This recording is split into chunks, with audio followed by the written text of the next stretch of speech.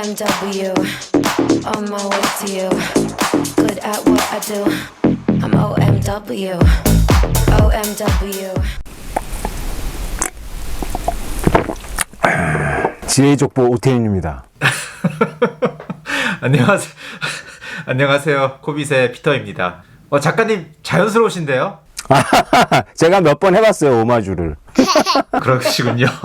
네, 오늘도 오태민 작가님을 모시고 이 가상자산 업계에 대한 여러 가지 이야기를 나누는 시간을 준비를 했습니다. 지난번에 오셨을 때 정말 좋은 얘기를 많이 해주시고, 그리고 그 영상에 대해서 여러분들의 그 반응도 되게 뜨거워서 꼭 다시 한번 이렇게 자리를 만들어야겠다는 생각을 쭉 하고 있었는데, 감사하게도 작가님께서 저희의 요청을 들어주시고 이렇게 또 시간을 내주셨습니다. 감사합니다, 작가님. 네.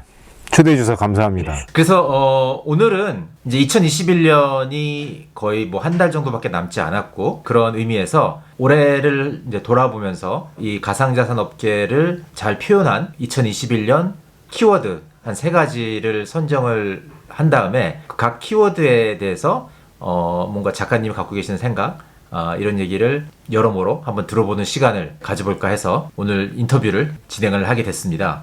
그래서 3가지 키워드는 사실 금년에 엄청난 여러 가지 많은 일들이 많았기 때문에 선정하기 참 까다로웠어요. 그런데 많은 사람들이 한 요 3가지 단어에 대해서는 좀 공감하지 않을까 하는 생각에서 제가 한번 선정을 해봤습니다. 그래서 첫 번째 단어는 일론 머스크입니다. 네, 일론 머스크에 대한 이야기를 빼놓을 수가 없을 것 같은데, 참 대중들은 일론 머스크 얘기 나오면 되게 좋아하는 것 같더라고요. 저희 영상도 보면은 일론 머스크에 대한 얘기를 다루면은 조회수 잘 나오고 그래요. 이제 코인 하시는 분들한테는 일론 머스크라는 존재가 되게 중요한 존재로 이렇게 인식이 되고 있는 것 같은데, 작가님은 이 일론 머스크라는 인물에 대해서 어떻게 생각하세요? 네, 여러 이미지가 있는 것 같습니다. 뭐 천재적인 그 사업가이기도 하고 혁신가이기도 하고, 네, 안 좋아합니다. 봄에 비트코인 가지고 작전을 했으니까 안 좋아하죠. 아마 일론 머스크가 비트코인에 대해서 트윗하고 뭐 이렇게 해서 가격 올렸다 떨어뜨렸다 이거를 만약에 주식 가지고 했으면은 지금 일론 머스크는 감옥에 있죠. 전형적인 이제 덤핑 앤 덤핑이잖아요. 근데 작가님 생각하시기에는 일론 머스크가 뭔가 비트코인을 가지고 장난을 치고 싶어서 했다고 생각하시는지, 아니면은 그냥 일론 머스크는 자기 생각을 말한 것 뿐인데 대중들이 그냥 반응을 안 하면 되는 건데 그냥 이렇게 막 한 거인지, 어떤 후자인 가능성은 없다고 생각하세요? 물론 이제 일론 머스크도 자기가 뭐 생각하는 대로 발언할 그 자유가 있죠. 근데 일론 머스크라는 사람은 굉장히 영리하잖아요. 그래서 자신의 본업 그 뭐 2가지 자동차하고 로켓 이쪽 분야를 할 때도 늘 대중의 반응을 염두에 두면서 하거든요. 그 당연히 이 블록체인 쪽에 자기가 발언을 했을 때 발언력이 있다라는 걸 분명히 알고 있고, 그것에 대해서 반응을 보면서 하는 건 당연한 거거든요. 그래서 어떤 반응이 있을지 다 알고 했기 때문에 나는 발언한 대로 했는데 피터님 말씀대로 대중이 그렇게 해석한 거다라고 발뺌하기에는 좀 어처구니가 없고, 더군다나 지난번에 피터님하고 저하고 이렇게 뜨겁게 논쟁했던 것 중에 이제 비트코인 전기 채굴이 있지 않습니까? 이 전기 산업에 대한 전문가예요, 일론 머스크는. 그리고 전기 산업과 관련해 가지고 돈을 벌고 있고, 그러니까 비트코인 채굴, 전기 채굴이 환경에 도움이 된다는 거를 모를 리가 없다고요. 근데 정반대로 트윗을 날렸기 때문에 그렇게 4월 폭락이 시작됐잖아요. 용서하기 어렵죠, 사실. 예, 근데 이제 저는 이런 생각이 들더라고요. 비트코인에 대한 이해도가 만약에 좀 성숙해져 있다면은 어떤 한 인물이 지지한다, 지지 않는다 이런 발언을 한다고 해서 그거에 일일이 반응할 필요가 없는데, 그러니까 아무래도 이 비트코인 시장에 참여하고 있는 사람들이 모두가 이 오태민 작가님의 영상을 보고 있는 것도 아니고, 그리고 모두가 다 이해하고 있는 것도 아니고, 그냥 가격에만 휩쓸려가지고 들어왔다 나왔다 하는 분들이 많다 보니까 판단의 기준을 유명한 사람, 인싸들 그런 데다가 기준을 두다 보니까 이런 현상이 나타난 것 같다는 생각이 들거든요. 그래서 한편으로는 많은 사람들이 이 비트코인의 진정한 가치를 많이 이해도를 높여야 되겠구나 하는 생각이 좀 들었고, 이제 그걸 깨달으면은 일론 머스크가 됐건 뭐 제넷 옐런이 됐건 게리 겐슬러가 됐건 그런 말에 휩쓸릴 필요가 전혀 없는 건데, 아무래도 사람들은 영향력 있는 사람들, 권위 있는 사람들, 이런 사람들을 되게 맹목적으로 약간 추정하고 싶은 마음이 좀 기본적으로 좀 다 있는 것 같아요. 조금씩. 정말 그렇습니다. 그게 업계 안팎에서 다 그러는 것 같아요. 가장 큰 이유는 이 업계 자체가 너무 지금 미성숙한 거죠. 비트코인이 13년 되고 있지만 비트코인마저도 아직 미숙한 거예요. 그런 면에서. 근데 제가 지난 몇 달 전에 제가 사실은 유튜브를 시작한 이유 중에 하나가 일론 머스크 때문이거든요. 그래서 일론 머스크 같은 인플루엔서가 너무 호도하니까 이건 좀 이렇게 바로잡아야 되겠다. 물론 코빗의 피터님이 계시지만 좀 역부족이다. 우리가 힘을 다 해서 좀 제대로 알고 있는 사람이 더 목소리를 내야 된다는 생각이 들어서 하다가 제가 이제 찰스 호킨스의 카르다노에 대해서 언급을 했어요. 근데 저는 굉장히 백서가 길더라고요. 백서를 읽고 잘 모르겠다고 언급했을 뿐인데 카르다노 주창자들이 제 유튜브에 찾아와가지고 이게 좌표가 찍혔나 봐요. 굉장히 비난을 많이 하더라고요. 연색적으로. 근데 그분들의 글을 읽으면서 느낀 게 백서를 안 읽었어요. 본인들은 백서를 안 읽고 백서 한 번 읽고 떠들었다는 것만으로 저를 굉장히 힐난하시던데 그럼 그분들은 뭘 믿는 거냐? 찰스 호킨스를 믿고 있더라고요. 그래서 저는 이 문화가 굉장히 낯설었어요. 왜냐하면 저같이 비트코이너들이 사토시 나카모토를 대단하다고 생각하지만 사토시 나카모토를 믿지는 않거든요. 그거는 비트코이너들의 어떤 룰이에요. 왜냐하면 사토시 나카모토도 어쩌야 할 수 없는 변할 수 없는 비트코인을 우리가 신뢰하는 거지. 사토시 나카모토가 뭐 이거다 저거다라고 해서 그 사람의 말의 의미가 무슨 뜻이었다라고 훈구학적으로 논쟁하고 있지 않거든요. 전혀 비트코이너들은. 전 그런 문화를 본 적이 없어요. 그런 분들이 계시긴 한데 그분들은 비트코이너가 아니라 무슨 V라고 하는 대로 다 가 계시고 이게 너무 낯설더라고요. 찰스 호킨스가 뭐라고 했다는 것이 너무 중요하다면 이게 약간 조짐 이더리움에서도 보이잖아요. 비탈릭 부테린이 뭐라고 하는 것에 대해서 좌우되잖아. 실제로 가격도 영향을 미치고 그리고 그걸 떠나서 일론 머스크의 한마디에 암호화폐 전반이 영향을 받아요. 일론 머스크는 정통파 블록체인 업계 사람도 아닌데도 이 시대의 대중교의 진정한 신화적 존재인 거죠. 저도 피터님하고 똑같습니다. 이게 너무 좀 미성숙하다. 그 이유는 이제 이 거래소들을 비롯해서 이렇게 좀 이렇게 제대로 된 정보를 알려야 되는 피터님 같은 분들이 일을 제대로 안 했기 때문이다.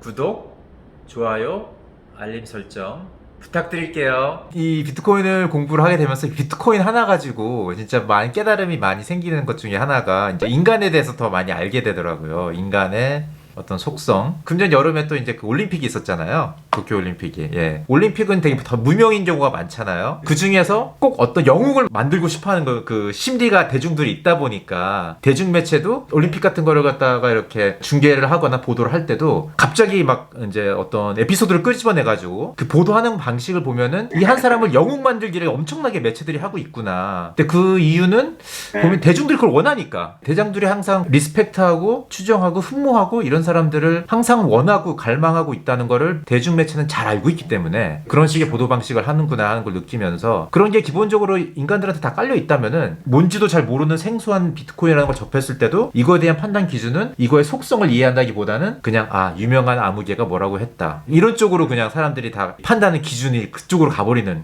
이제 그런 상황이라는 생각이 들더라고요.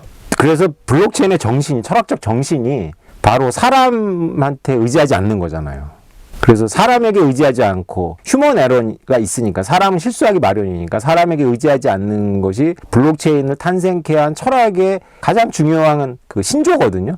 그래서 이 블록체인 업계를 투자하시거나 이렇게 하시는 분들은 그게 제일 중요하다는 거 좀 같이 공감했으면 좋겠어요. 사람한테 우리가 의지하지 않는다. 우리는 프로그램 아래서 서로 신뢰한다 이거죠. 저는 사실 일론 머스크를 되게 좋아해요. 비트코인에 상관없이 그냥 뭐 비트코인은 알 사람이 뭐 무슨 말을 하건 그건 대중들이 반응하는 거니까 그 사람이 한 말 가지고 대중들이 반응을 한 거 가지고 뭐 이 사람을 평가를 하고 싶지는 않은데 이 사람도 어떤 권위나 뭐 이런 거에 타협하는 사람은 아니잖아. 살아온 인생을 보면은 회사에서 뭐 일한 적이 없고요. 이제 처음부터 대학교 졸업하자마자 창업을 해서 창업한 분야를 보면은 테크놀로지를 사용을 해서 뭐 에스타블리시먼트에 대해서 이렇게 약간 대항하고 디스럽트 하려는 그런 회사들을 쭉 세우다가 이제 테슬라까지 온 건데 그리고 이 테슬라나 스페이스 X를 통해서 해결하는 문제들이 진짜 뭔가 의미 있는 문제들인 것 같아서 뭐 그런 거에 포커스를 두고서 이제 살아온 사람이라는 것을 쭉 봐서 저는 뭐 개인적으로 되게 좋아는 하거든요. 근데 이제 비트코인이 되면서부터 약간 그 사람의 말 때문에 이게 등락을 하면서 손해보고 뭐 이런 사람이 나오니까 되게 지금은 좋아하는 사람 싫어하는 사람 이렇게 많이 나눠지는 것 같은데 뭐 저는 이제 일단 같은 세대에 살고 있다는 거는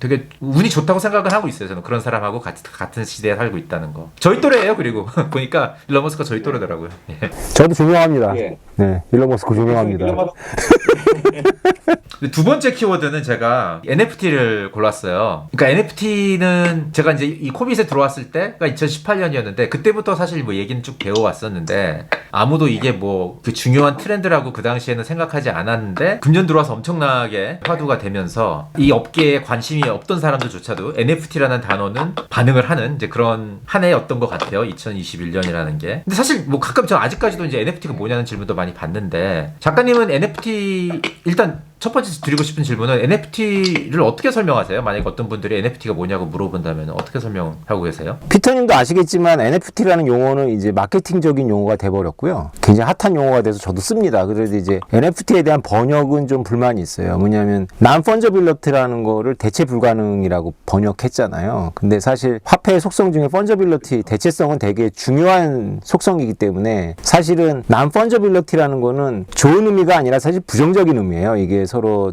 등가 교환이 안 된다는 의미인데 이걸 이제 번역하면서 대체 불가능하다고 하니까 이게 마치 이렇게 대안이 없는 굉장히 그 중요한 이런 의미를 띠죠. 근데 이제 사실 고유성 토큰 정도로 살짝 번역해도 되는데 대체 불가능한 토큰이라 번역하니까 이제 더 와닿으니까 이제 되겠지만 사실은 비트코인의 그 8장짜리 9장짜리 그 논문을 읽고 많은 사람들이 감동을 하는데 감동하고 나서 깨닫는 게 뭐냐면 비트코인에 있는 컬러드 코인 기능이에요. 그래서 그 사토시 나카모토 자체가 첫 번째 제너시스 블록에다가 새겨 넣었던 그 영국 신문의 헤드라인의 기사는 영원히 지워지지 않거든요. 그래서 저나 이렇게 비탈릭 뷰테린이나 이런 사람들이 블록체인에 뭔가 새겨 넣어서 어떤 고유성을 증명할 수 있다라는 것 때문에 감동을 했거든요. 그래서 이게 NFT라는 말은 이제 지금 쓰이고 있지만 초창기부터 컬러드 코인으로 해가지고 뭔가 해보려고 굉장히 많은 시도가 있었어요. 그래서 뭐 졸업 증명서를 넣는다거나 그러니까 그걸 이제 일반인들한테 설명하기 쉽게 하려고 약간 어폐는 있지만 비트코인이라는 코인에다가 새겨 넣는다는 표현을 한 거죠. 그래서 비탈릭 뷰테리는 그 용량을 좀 늘리고 싶어서 비트코인 코어들한테 이거 비트코인 용량 늘리자고 했더니 이제 거절당하니까 아예 브리타니카 백과사전도 넣을 수 있는 이제 이더리움을 만든 거고요. 이 블록체인에다가 뭔가 새겨 넣어서 이것을 어떤 증빙 자료나 이런 걸 쓰려고 했던 것은 초창기부터 있었던 거기 때문에 NFT의 기술적 기반은 굉장히 탄탄하죠. 그리고 이게 굉장히 그 족보가 있는 사고 체계고 피터님도 말씀하셨지만 이제 원래 있었던 개념이고 이게 지금 와가지고 이렇게 확 뜨는 이유는 따로 있는데 그것도 이렇게 한 번 있었다가 없어질 현상은 아니다. 뭔가 근본적인 변화가 있기 때문에 NFT를 키워드로 잡은 것 자체가 굉장히 영리하고 중요하다 이거 진짜 중요하다. NFT는 중요하다. 피터님은 어떻게 보세요? NFT 이 시장 흐름에 대해서? 그러니까 NFT가 되게 종류가 다양하잖아요. 물론 그 중에는 그 가격만 놓고 보면은 NFT 가격 뭐 천정부지로 뛰는 그런 NFT 뭐 미술품이나 이런 것들이 있는데 뭐 분명히 거기에 거품이 어느 정도 껴있다고 봐야 될 것 같긴 해요. 그런 가격 자체는. 근데 NFT라는 그 아이디어, 그 컨셉, 그거 자체는 일단 그 정의를 말씀을 하셨는데 이게 그 사전적 의미를 자꾸 주려다 보니까 설명을 할 때 그대로 연역을 하니까 자꾸 대체 불가능 뭐 이런 식으로 자꾸 설명도 그렇게 하는데 사실 펀저블이라는 단어 자체는 일상생활에서 쓴 단어가 아니거든요. 이거는 굉장히 특수한 상황에서 쓴 단어인데 그래도 그냥 그렇게 갖다 붙인 거고 사실 우리 일상생활에서 그 오프라인 세계에서 보면은 다 대체 불가능한 물건들이잖아요. 사실상 뭐 지금 내 앞에 있는 카메라, 컴퓨터 뭐 이런 거 사실 원래 내가 사용했고 내가 셋업을 해놨고 뭐 이런 일상생활의 물건들이 다 사실은 NFT고 펀저블한 거가 사실 더 찾기가 어려운 건데 사실상 지폐도 그래요. 지폐도 우리가 펀저블하고 얘기를 하지만은 엄밀하게 막 거의 시리얼 넘버가 다 들어가 있으니까 대체 불가능하지 않은데 우리가 그냥 대체 가능하다고 이제 사람들이 생각을 하니까 펀저블한 걸로 이제 사용되는 것 뿐이고 그러니까 실제 생활에 있는 것들이 다 원래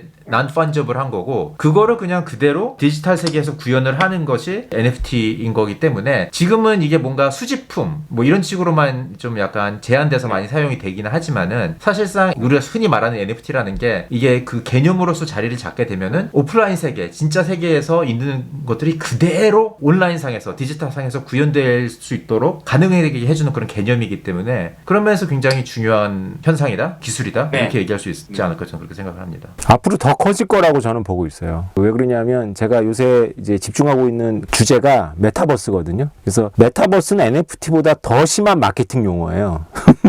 말하는 사람들마다 뜻이 다 다르잖아요. 메타버스는. 근데 이제 메타버스가 무엇이냐라는 질문은 비트코인이 무엇이냐는 질문만큼이나 좀 황당한 질문이고요. 메타버스는 무엇이다라고 말하기는 좀 어려워. 여러 흐름을 이렇게 지칭하는 거니까. 근데 메타버스가 지향하는 이제 방향성 중에 핵심 중에 하나가 이제 멀티플 아이덴티티예요. 우리가 아바타라고 하는 거. 그래서 디지털 세계 여러 아이덴티티들이 있잖아요. 그 아이덴티티들이 이제 상호 호환성을 갖거든요. 그래서 쉽게 말하면 제가 리니지에서 사용했던 저의 아바타가 로블록스로 들어갈 수가 있는 거죠. 지금은 전혀 안 됩니다. 그렇게 들어갈 수 있고, 그리고 그것을 그 아이디를 내가 출입국 심사할 때 그 아이디를 제시하면 오히려 제가 오프라인에서의 패스포드보다 더 신뢰를 얻을 수가 있는 거죠. 약간 상상력이 필요한 부분인데, 이렇게 상호 호환될 수 있도록 만든 기술이 바로 블록체인이 이거를 브레이크트루 한 거거든요. 그래서 블록체인이 이거를 상호 호환성을 멀티플 아이덴티티 사이에서의 상호 호환성을 줄 때 이것이 지금 당장 상업적으로 튀어나온 게 NFT예요. 아주 단순하게 말씀드리면 리니지가 엄청난 자산들을 갖고 있는 그 메타버스 중에 하나인데, 그 리니지의 자산들에 대해서는 여러 가지 소송이 판례가 쌓였는데, 아무리 내가 돈 주고 사고 내가